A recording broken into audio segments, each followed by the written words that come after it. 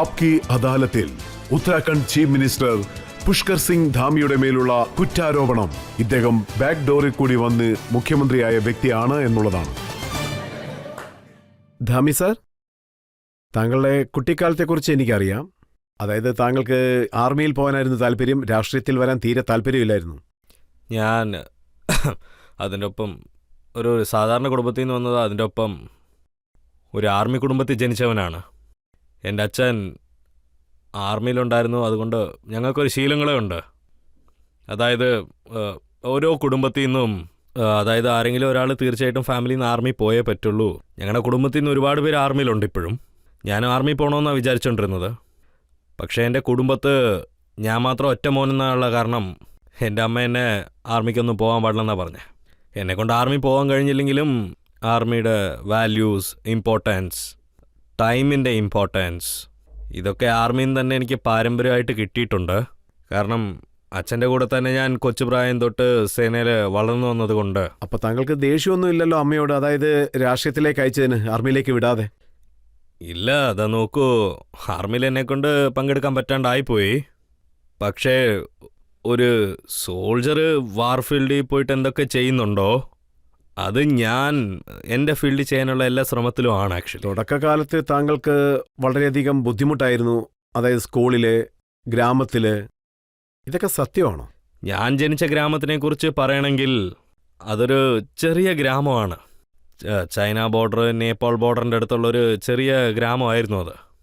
അത് മാത്രമല്ലാണ്ട് സ്കൂളിൽ നടന്നു പോകാനായിട്ടുള്ള ഒരുപാട് ദൂരങ്ങളുണ്ടായിരുന്നു എനിക്കന്ന്. അതിനുശേഷം ഇവിടെ ഈ പുതിയ പിള്ളേരിവിടെ ഇരിക്കുന്ന ഇത്രേ ഓഡിയൻസിലൊക്കെ ഇവിടെ വന്നിട്ടുള്ള ഓഡിയൻസ് എല്ലാവരും തന്നെ, സോ നിങ്ങൾക്ക് എല്ലാവർക്കും ഇവിടെ സ്ലേറ്റ് എന്താണെന്ന് അറിയാമല്ലോ, ഈ പലകയെന്നൊക്കെ പറയില്ലേ. സോ അന്ന് ഞങ്ങൾ സ്ലേറ്റ് വെച്ചായിരുന്നു പഠിച്ചുകൊണ്ടിരുന്നത്. അവരൊക്കെ സ്ലേറ്റ് യൂട്യൂബിലായിരിക്കും കണ്ടിരിക്കുക. അതെ അതെ, ആ സ്ലേറ്റ് വെച്ചായിരിക്കും ഞങ്ങളൊക്കെ പഠിക്കുന്നത്. എല്ലാവരും പഠിക്കും. അതിൻ്റെ ഒപ്പം രാത്രിയും പകലും നിന്നൊക്കെ ഞങ്ങൾ സ്കൂളിൽ പോയിരുന്നു തന്നെ പഠിച്ചുകൊണ്ടിരുന്നത്. അവിടെ പോയി ഒരു സ്ലേറ്റും പെൻസിലും കൊണ്ടൊക്കെ എഴുതുന്നത്. സ്ലേറ്റ് മുഴുവനും അത് തന്നെ ആയിരിക്കും. വീട്ടിലോട്ട് വന്നതിന് ശേഷം സ്ലേറ്റ് വെള്ളം തൊട്ട് ഞങ്ങൾ മായ്ക്കും. അതിനുശേഷം രാത്രി റേഡിയോയിൽ ഒരു സെല്ലുണ്ടാവും. റേഡിയോയിലുള്ള ബാറ്ററി മുഴുവനും യൂസ് ചെയ്തതിന് ശേഷം ഞങ്ങൾ അതിൻ്റെ അകത്തുനിന്ന് കറപ്പായിട്ട് ഒരെണ്ണം വരും. അതെടുത്താണ് ഞങ്ങൾ സ്ലേറ്റ് പിന്നെയും കോട്ട് ചെയ്യുന്നത്. പിന്നെ അടുത്ത ദിവസം സ്കൂളിൽ പോകുന്നതിന് മുമ്പായിട്ട് സ്ലേറ്റ് പിന്നെയും വെള്ളം തൊട്ടൊന്നുകൂടെ മായ്ക്കും ഞങ്ങൾ. അത് ഞങ്ങൾ മിന്നിക്കും. അന്നപ്പോൾ കണ്ണാടി പോലെ ഇങ്ങനെ തിളങ്ങി നിൽക്കും സ്ലേറ്റൊക്കെ. അങ്ങനെയൊക്കെ ചെയ്യാൻ ഞങ്ങൾക്ക് വളരെ ഇഷ്ടമാണ്. ആ സ്ലേറ്റ് എടുത്ത് നോക്കിയാൽ മുമ്പിലുള്ളവരുടെയൊക്കെ മുഖം കാണാൻ പറ്റും. അതിലെഴുതുന്നത് ഞങ്ങൾക്ക് വളരെ ഇഷ്ടമാണ്. അത് വളരെ ഇഷ്ടമാണ് ഞങ്ങൾക്ക് ചെയ്യാനും. ഇരുന്ന് പഠിക്കാനായിട്ട് പിള്ളേർക്കായിട്ട് ഒരു ബെഞ്ച് പോലും ഉണ്ടാവില്ല അന്നത്തെ സ്കൂളിലൊക്കെ. ശരിക്കും തറ പോലും നല്ലതല്ല. താഴെ ശരിക്കും മണ്ണിലാണ് ഇരിക്കേണ്ടത്, അതും നനഞ്ഞായിരിക്കും ഇരിക്കുന്നത്. സോ അതുകൊണ്ട് വീട്ടിൽ നിന്ന് മറ്റേ ഈ ചാക്കൊക്കെ ഇട്ട് വെച്ചിരിക്കുമല്ലോ, അത് എല്ലുള്ളതോ അല്ലെങ്കിൽ മറ്റേ ഈ ചാക്കുകൾ എന്തെങ്കിലുമൊക്കെ വീട്ടിൽ കാണുമല്ലോ, അതുപോലത്തെ ബാഗൊക്കെ എടുത്തോണ്ടാണ് ഞങ്ങൾ സ്കൂളിലോട്ട് പോകുന്നത്. അത് ഞങ്ങൾ താഴെ ഇട്ട് ഇരിക്കുക, എന്നിട്ട് അത് ഞങ്ങൾ സ്കൂളിലോട്ട് എടുത്തുകൊണ്ട് പോകും. സോ ഇതുപോലത്തെ അവസ്ഥയിലായിരുന്നു ഞങ്ങളൊക്കെ പഠിച്ചത്. ആ കാലഘട്ടത്തിൽ നമുക്ക് പുതിയ വസ്ത്രങ്ങളോട് വളരെ താല്പര്യം ഉണ്ടായിരിക്കും. അതുപോലെ കഴിക്കുന്ന ആഹാരത്തിലും വലിയ താല്പര്യം ഉണ്ടായിരിക്കും. ഈ പുതിയ തുണിയൊക്കെ ഞങ്ങൾക്ക് വർഷത്തിലൊന്നോ അല്ലെങ്കിൽ 2 വർഷത്തിലൊരു പ്രാവശ്യമോ കിട്ടത്തുള്ളൂ. അതായത് മറ്റേ കുടുംബത്തിൽ എന്തെങ്കിലും ഒരു ഫംഗ്ഷനോ അല്ലെങ്കിൽ കുടുംബത്തിൽ എന്തെങ്കിലുമൊക്കെ ഒരു നല്ല കാര്യം ഉണ്ടെങ്കിൽ മാത്രമാണ്, ഇല്ലെങ്കിൽ വീട്ടിൻ്റെ അടുത്ത് വല്ല പരിപാടികളുണ്ടെങ്കിൽ മാത്രം. മറ്റൊരു കാര്യം, ഈ ഭക്ഷണത്തിനെ കുറിച്ച് നിങ്ങൾ പറഞ്ഞു. ഇപ്പോൾ ഇവിടെയുള്ള പിള്ളേർ ഞങ്ങൾ അത് കഴിക്കില്ല ഇത് കഴിക്കില്ല എന്നൊക്കെ പറഞ്ഞുകൊണ്ടിരിപ്പുണ്ട്. ഒന്നും തന്നെ കഴിക്കാണ്ടിരിക്കുവാണ് പിള്ളേർ. അങ്ങനെയല്ലേ ഇരിക്കുന്നത് ഇപ്പോൾ. ഞങ്ങളുടെ കാലത്തൊക്കെ ഈ ദീപാവലി വരുവാന്ന് പറഞ്ഞ് അതിനെക്കുറിച്ച് ആലോചിച്ച് വളരെ സന്തോഷത്തിലായിരിക്കും. ഈ ദീപാവലിയൊക്കെ വരുന്ന സമയത്തായിരിക്കും ഞങ്ങൾ നല്ലപോലെ അങ്ങോട്ട് ആഘോഷിക്കുന്നതൊക്കെ. മകരസംക്രാന്തിയിൽ നാട്ടിൽ പല സ്ഥലങ്ങളിലൊക്കെ ഒരുപാട് പൂരം പോലെ നടക്കും. ചില പേര് മകരസംക്രാന്തി, ചില പേര് മാഹി എന്നൊക്കെ പറയുന്നത്, ചില പേര് ബോഹി എന്നും പറയും, ചില പേര് പൊങ്കൽ എന്നും പറയും. സോ ഞങ്ങളും ഇതിവിടെ ഇങ്ങോട്ട് ആഘോഷിക്കും. മകരസംക്രാന്തി നല്ല രീതിയിൽ തന്നെ ആഘോഷിക്കും. അതിനുവേണ്ടി ഒരുപാട് ദിവസം ഇങ്ങനെ കാത്തിരിക്കും. എപ്പോഴാണ് നമുക്ക് ഈ ആഘോഷങ്ങൾ വരുന്നത്, എപ്പോഴായി കഴിക്കാനായിട്ട് പൂരി കിട്ടുന്നതെന്നും പറഞ്ഞ്, ഈ ഉഴുന്നിലുണ്ടാക്കുന്ന പക്കാവടയ്ക്ക് എപ്പോഴാണ് കിട്ടുന്നതെന്നും പറഞ്ഞ്, പിന്നെ ഞങ്ങൾക്ക് എപ്പോഴാണ് അലുവ കിട്ടുന്നതെന്നും വെയിറ്റ് ചെയ്തുകൊണ്ടിരിക്കും. വർഷത്തിൽ ഒരു പ്രാവശ്യം ഇതൊക്കെ കിട്ടത്തുള്ളൂ ഞങ്ങൾക്ക്. ആദ്യം താങ്കൾ MBBS പഠിക്കാനാണ് ആഗ്രഹിച്ചത്. അതിനുശേഷം മാനേജ്മെന്റ് പഠിച്ചു, അതിനുശേഷം ലോ പഠിച്ചു, അതിനുശേഷം താങ്കൾ മറ്റൊരു ഡിപ്ലോമ ചെയ്തു. സോ എന്താണ് ചെയ്യേണ്ടതെന്ന് വളരെ കൺഫ്യൂഷനിലായിരുന്നു. ഞാൻ ഈ മെഡിക്കൽ പഠിക്കണമെന്ന് പറഞ്ഞിരുന്ന കാര്യങ്ങളൊക്കെ സത്യം തന്നെ ആയിരുന്നു. MBBS ഞാൻ പഠിക്കണമെന്ന് വിചാരിച്ചു. ഞങ്ങൾ 4 പേര് ലക്നൗവിലോട്ട് പോയി. ലക്നൗവിൽ ഞങ്ങൾക്ക് ആരെയും തന്നെ അറിയത്തില്ല. ചക്രവാസിന് ശേഷമാണ് പോയത്. അതിനു മുമ്പ് ഞങ്ങൾ 4 പേരിൽ റെയിൽവേ സ്റ്റേഷനിൽ ചാർബാഗിലാണ് ഇറങ്ങിയത്. ചാർബാഗിൽ ഇറങ്ങിയതിന് ശേഷം ഞങ്ങളുടെ സാധനങ്ങളൊക്കെ ഞങ്ങൾ അങ്ങനെ തന്നെ വെച്ചിരുന്നു അവിടെ. അതൊക്കെ അവിടെ വെച്ചതിന് ശേഷം 2 പേര് അതൊക്കെ നോക്കിയിരിക്കാൻ അവിടെ ഇരിക്കും.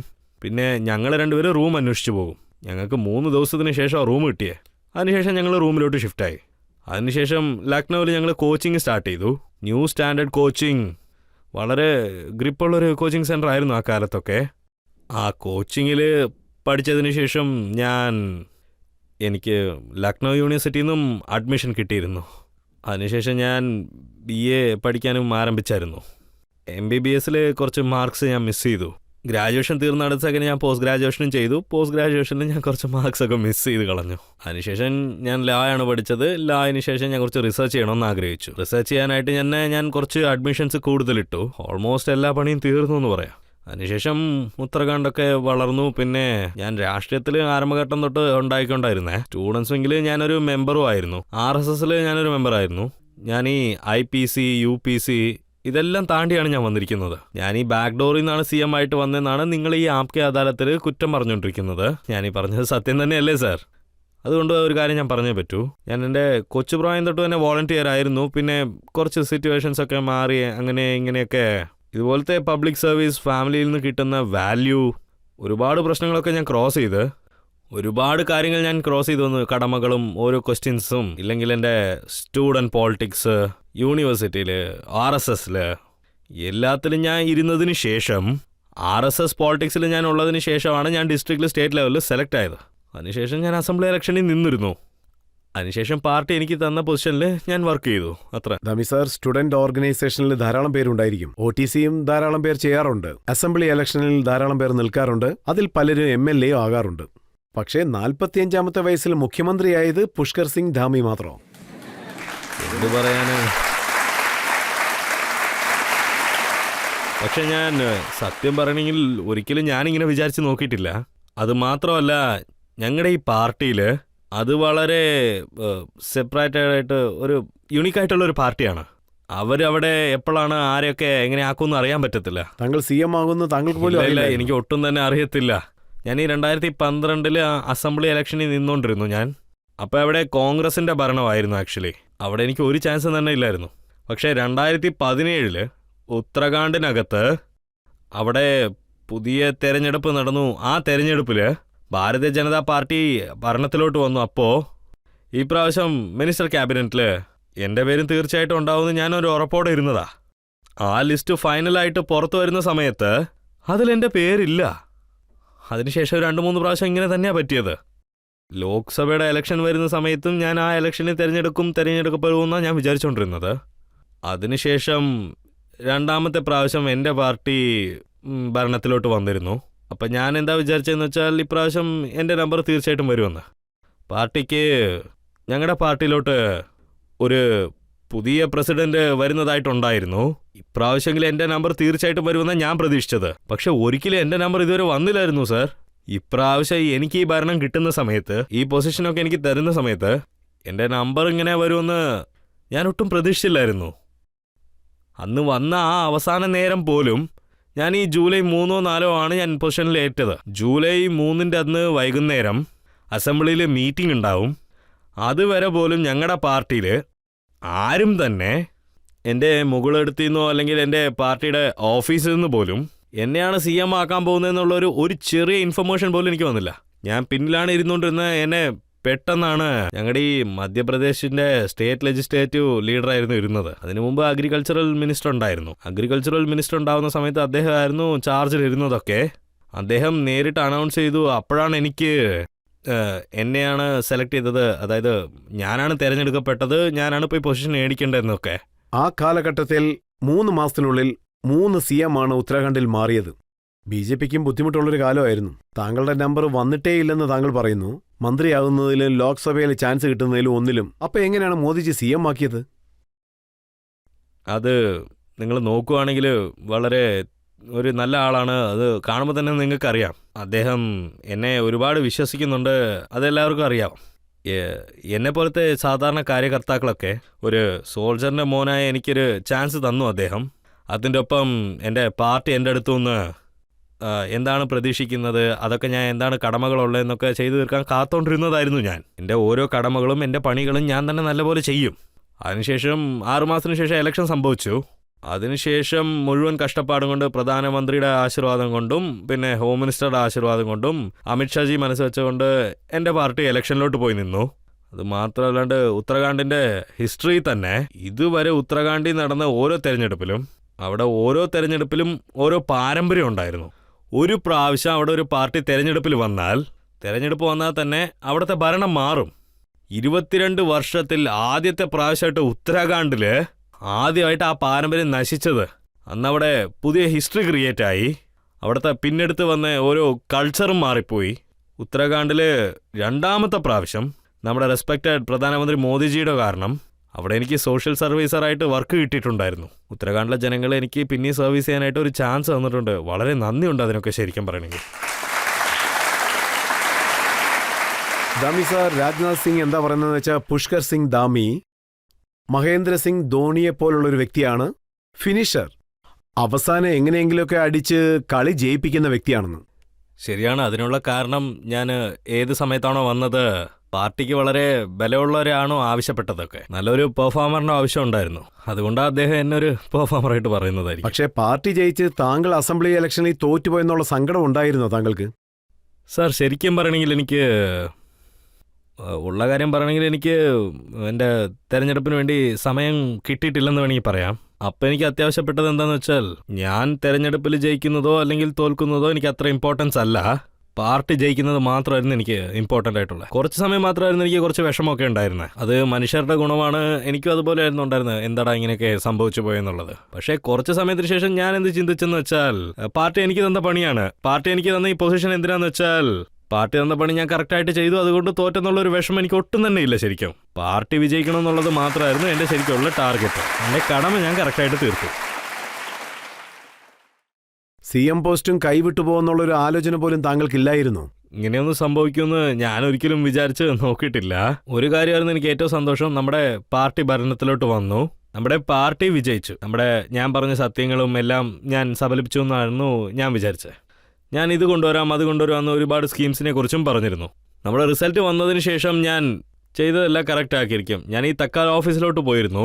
പാർട്ടി ഓഫീസിൽ പോയി എന്താ പറഞ്ഞതെന്ന് വെച്ചാൽ, ഞാൻ ജനങ്ങൾക്ക് തന്ന വാക്കൊക്കെ പിന്നെ നമ്മുടെ പാർട്ടി വെച്ചിരുന്ന ടാർഗറ്റ് തീർച്ചയായിട്ടും ഞാൻ ഫിനിഷ് ചെയ്യുന്നുള്ള ഒരു ടാർഗറ്റായിരുന്നു. ദാമി സാർ, BJPയിൽ ഒരിക്കലും ഇതുപോലൊന്നും സംഭവിച്ചിട്ടേയില്ല. അതായത് ഒരാൾ അസംബ്ലി ഇലക്ഷനിൽ തോറ്റുപോയി അദ്ദേഹത്തെ ചീഫ് മിനിസ്റ്റർ ആക്കുന്ന ആ കാര്യം വീണ്ടും ഇലക്ഷനിൽ മത്സരിപ്പിക്കുക, മോദിജി ഇങ്ങനെ ചെയ്യുമെന്ന് എനിക്ക് വിശ്വസിക്കാൻ പറ്റുന്നില്ല. സോ ആദ്യമായിട്ട് മോദിയെ കാണുന്ന സമയത്ത് താങ്കൾ എങ്ങനെയാണ് ആകർഷിച്ചത് അദ്ദേഹത്തെ? ഞാൻ ആദ്യമായിട്ട് അദ്ദേഹത്തിനെ കാണുന്ന സമയത്ത് അന്നെൻ്റെ മനസ്സിൽ ഒരുപാട് കാര്യങ്ങളിങ്ങനെ പൊയ്ക്കൊണ്ടിരുന്നു. ഒരുപാട് കാര്യങ്ങളുണ്ടായിരുന്നു.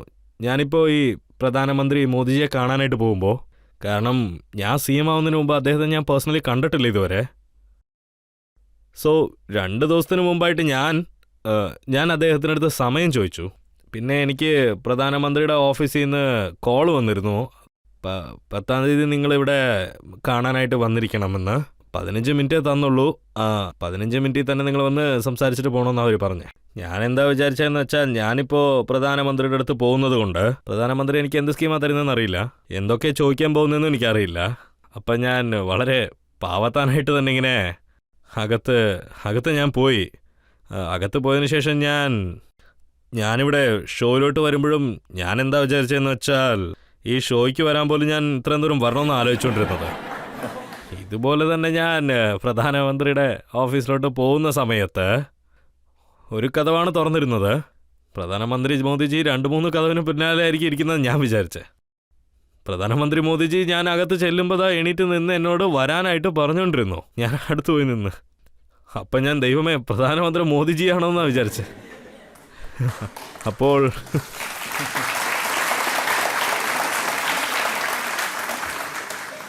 ഞാൻ അദ്ദേഹത്തിന്റെ മുമ്പിൽ പോയി നിൽക്കുന്ന ആ സമയത്ത് തന്നെ ഞാൻ അദ്ദേഹത്തിന്റെ അടുത്തൊരു നന്ദിയും പറഞ്ഞൊരു ബൊക്കയും കൊടുത്തു. അദ്ദേഹം അത് മേടിച്ചെടുക്കുകയും ചെയ്തു. കൊടുക്കുന്ന സമയത്ത് നോക്കി എന്നെ കൊണ്ട് അദ്ദേഹത്തിനെ കാണാൻ പോലും വയ്യ. ഞാൻ അദ്ദേഹത്തിനെ നോക്കിയില്ല. എനിക്കപ്പോൾ എന്താ തോന്നിയെന്ന് വെച്ചാൽ അദ്ദേഹം വളരെ സ്ട്രിക്റ്റ് ആയിരിക്കും, വളരെ സീരിയസ് ആയിരിക്കും എന്നും ഞാനതുകൊണ്ട് അദ്ദേഹത്തിനെ ഒന്ന് സീരിയസ് ആയതുകൊണ്ട് നോക്കി പോലും ഇല്ല. മുൻപിൽ നിന്ന് ക്യാമറയിലെ ആൾക്കാരെ പോലും ഞാൻ നോക്കിയില്ലായിരുന്നു. അപ്പോൾ അത് കോവിഡ് ടൈം ആയിരുന്നു. സോ അദ്ദേഹത്തിന് ഞാനപ്പോൾ ബൊക്കെ കൊടുത്ത സമയത്ത് അവിടുന്ന് ഒരു സൗണ്ട് വന്നിരുന്നു, അതായത് നിങ്ങളുടെ മാസ്ക് എടുക്കണമെന്നും പറഞ്ഞ്. അതിനുശേഷം നോക്കിയാൽ ആരടാ അത്, പ്രധാനമന്ത്രി മോദിജി അദ്ദേഹത്തിന് മാസ്ക് എടുത്തു. അതിനുശേഷം അദ്ദേഹം അവിടെ ഇരുന്നു. പിന്നെ പല സ്ഥലങ്ങളിൽ നടക്കുന്ന പോലെ അത് നടന്നില്ല. പ്രധാനമന്ത്രി ഒരു ചെയറിലിരുന്നു, അതിൻ്റെ അടുത്ത് തന്നെയായിരുന്നു ഞാനും ഇരുന്നത്. അദ്ദേഹത്തിൻ്റെ അടുത്ത് തന്നെ ഇരുന്നെന്ന് പറയാൻ വേണേ. അങ്ങനെ സംസാരിക്കുമ്പോൾ അദ്ദേഹം ഒരു 3-4 മിനിറ്റ് സംസാരിച്ചു എന്ന് വേണമെങ്കിലും പറയാം. വളരെ ഹാപ്പി ആയിട്ട് സംസാരിച്ചിട്ട് കുടുംബത്തിൽ എല്ലാവർക്കും സുഖമാണെന്നൊക്കെ ആയിരുന്നു ചോദിച്ചത്, നിങ്ങൾക്കും സുഖമാണെന്നൊക്കെ. ഏകദേശം 3-4 മിനിറ്റിന് അദ്ദേഹം സംസാരിച്ചു കാണും. അതിനുശേഷം ഞാൻ ശരിക്കും മറന്നുപോയെന്ന് വേണമെങ്കിൽ പറയാം. ഈ ലോകത്തിലും വെച്ച് ഏറ്റവും വലിയൊരു തലവൻ്റെ മുമ്പിലാണ് ഞാനെന്നുള്ളത് മറന്നുപോയി. അപ്പോൾ